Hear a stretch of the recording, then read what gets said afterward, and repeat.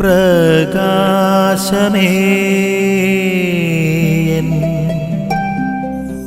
മിഴി തുറക്കുക വേഗം. ഈശോ മിശിഹായിലേറെ പ്രിയപ്പെട്ടവരെ, ദൈവം നമുക്കെല്ലാം പല ദാനങ്ങളാണ് നൽകിയിട്ടുള്ളത്. പല കഴിവുകളും കൃപകളും സിദ്ധികളും നമുക്ക് നൽകിയിട്ടുണ്ട്.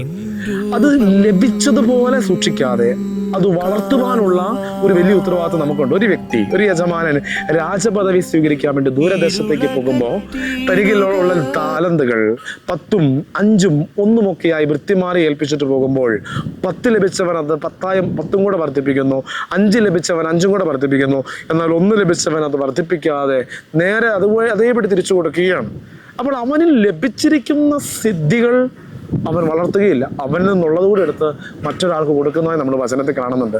ഇവിടെ നമുക്ക് ലഭിച്ചിരിക്കുന്ന ദാനങ്ങൾ, നമുക്ക് ലഭിച്ചിരിക്കുന്ന കഴിവുകൾ, അത് ദൈവമഹത്വത്തിന് വേണ്ടി പ്രയോഗിക്കുവാൻ, അത് ദൈവമഹത്വത്തിന് വേണ്ടി വളർത്തുവാൻ, അത് ദൈവമഹത്വത്തിന് വേണ്ടി ഉപയോഗിക്കുവാനുള്ള കൃപയ്ക്ക് വേണ്ടി നമുക്ക് ആത്മാർത്ഥമായി പ്രാർത്ഥിക്കാം.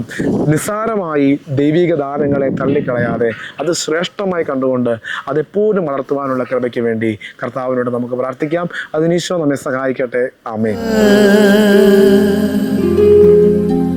നിൻ വഴിയേ നടക്ക